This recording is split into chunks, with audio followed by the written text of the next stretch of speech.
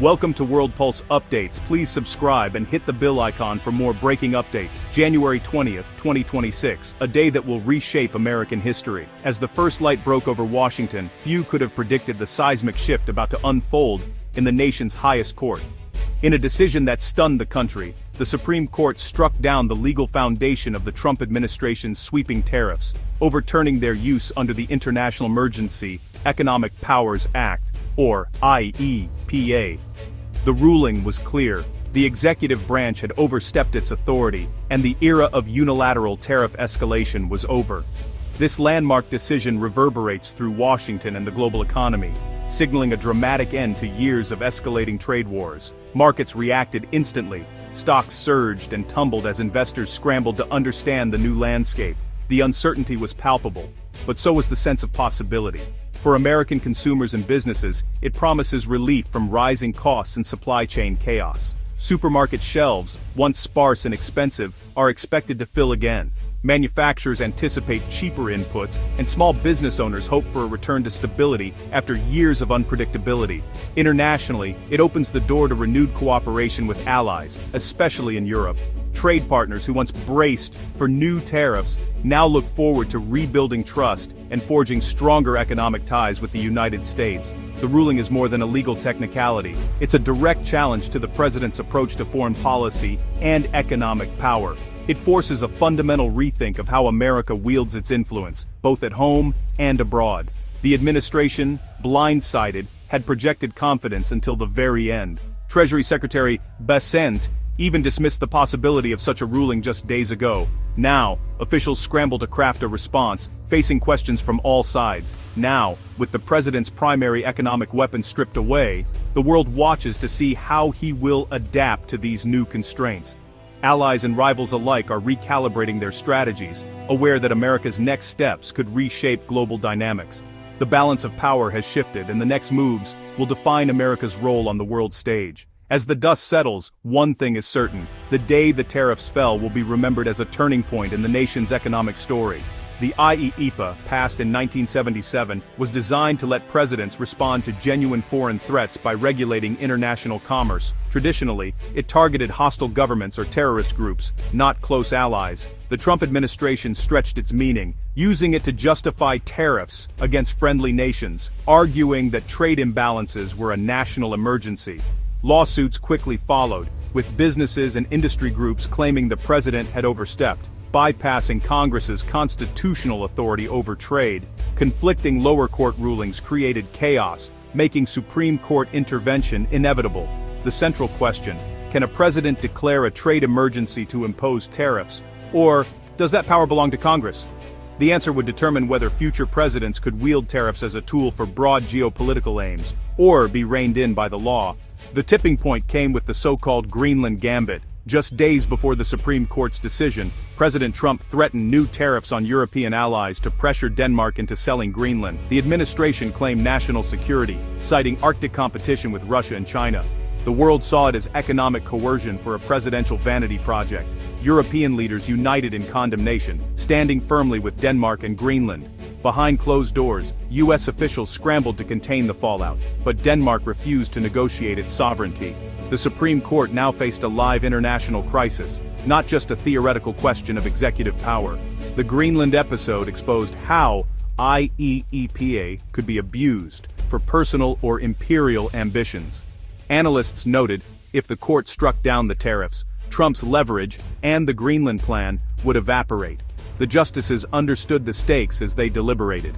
On January 20th, the Supreme Court delivered a historic ruling, voting 6-3 that the president's use of IEEPA to impose broad tariffs had overstepped the limits of executive authority. This decision sent shockwaves through Washington, as it marked a significant check on presidential power in matters of trade and national security.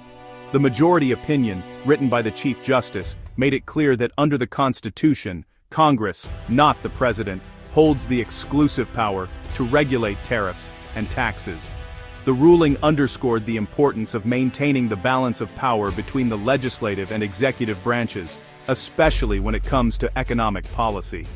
The court carefully distinguished between targeted sanctions in response to genuine threats and the imposition of sweeping tariffs on allied nations. The justices argued that using IEEPA for broad economic penalties against friendly countries amounted to a clear usurpation of congressional authority, undermining the intent of the law.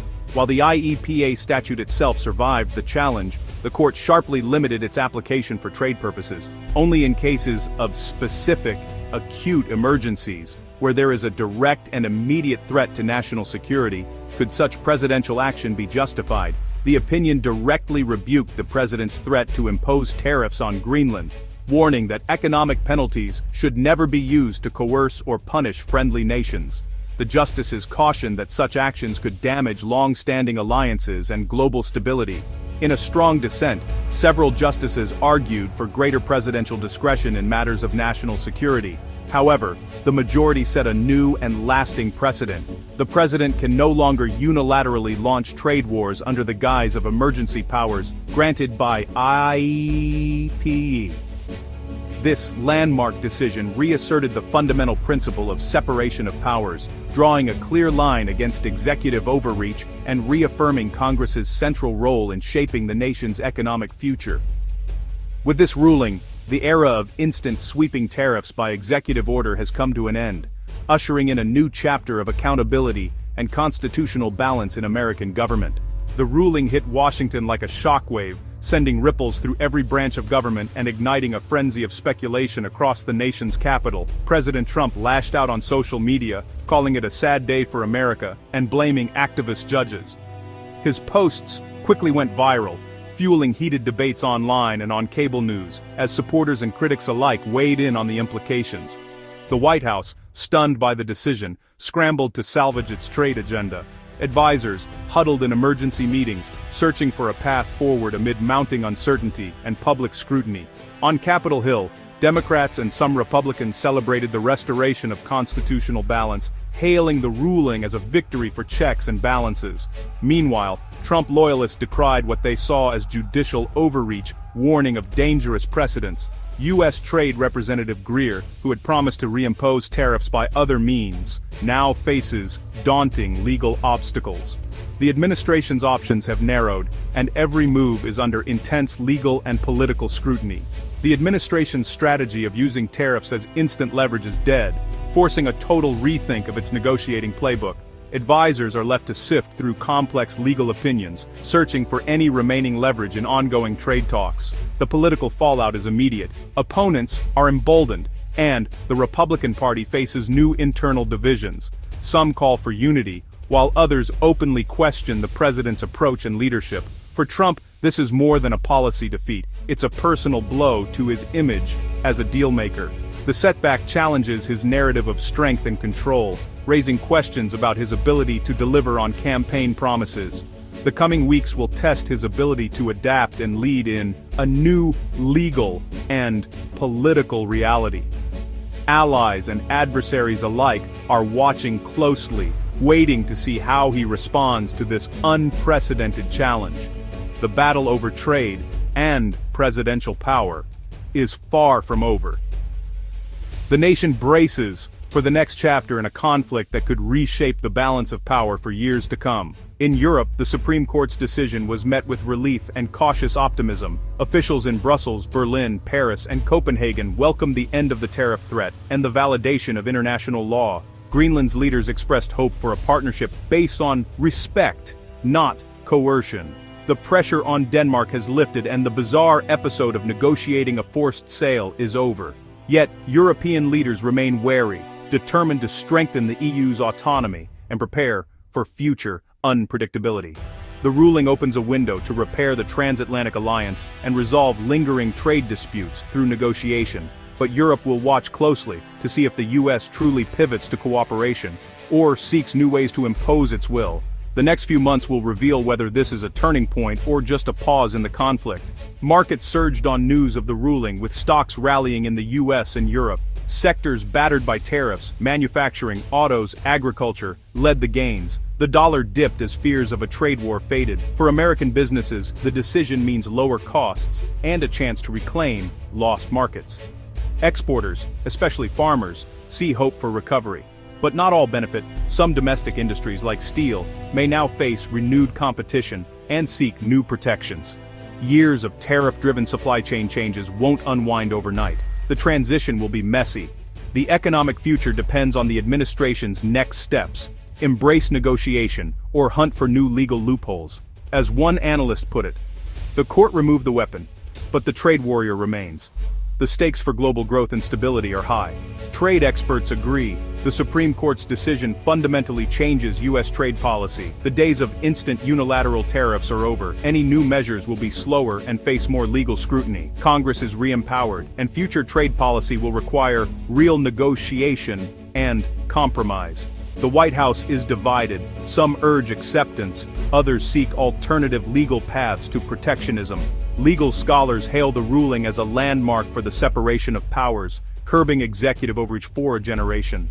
The immediate outlook is cautious de-escalation, with partners like the EU ready to re-engage. But underlying tensions, China, digital taxes, agricultural disputes, remain.